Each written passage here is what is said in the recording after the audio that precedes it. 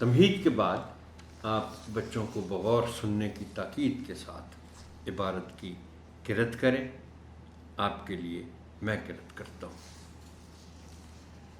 دنیا کے باقی ملکوں کی طرح پاکستان میں بھی ہر سال بہت سے تہوار منائے جاتے ہیں۔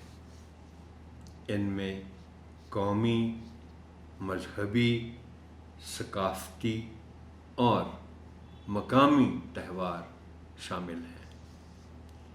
مقامی تہواروں میں اولیاء کرام کے عرس ایسے تہوار ہیں جن میں لوگ بہت شوق سے شرکت کرتے ہیں۔ ایسے تہواروں میں داتا گنج بخش رحمۃ اللہ علیہ کا 3 روزہ عرس خاص طور پر مشہور ہے، جو ہر سال لاہور میں منایا جاتا ہے اور اس دن مقامی چھٹی ہوتی ہے۔ حضرت علی حجویری عرف داتا گنج بخش رحمۃ اللہ علیہ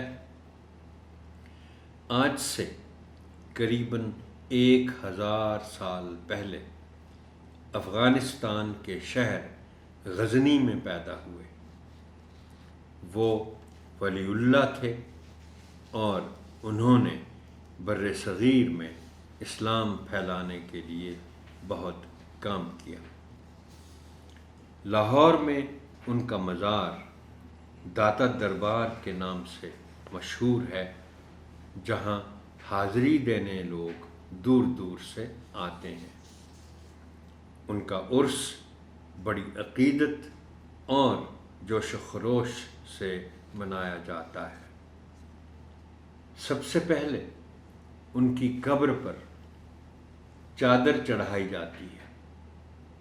اس کے بعد عرس کی تقریبات شروع ہوتی ہیں، لنگر تقسیم ہوتے ہیں، وعظ اور قوالیاں سنی جاتی ہیں۔ یہ عرس دیکھنے ملک کے ہر حصے سے لوگ آتے ہیں۔ لاہور شہر کی ایک خاص پہچان داتا گنج بخش رحمۃ اللہ علیہ کا مزار بھی ہے۔ اسی لیے لاہور کو داتا کی نگری بھی کہا جاتا ہے۔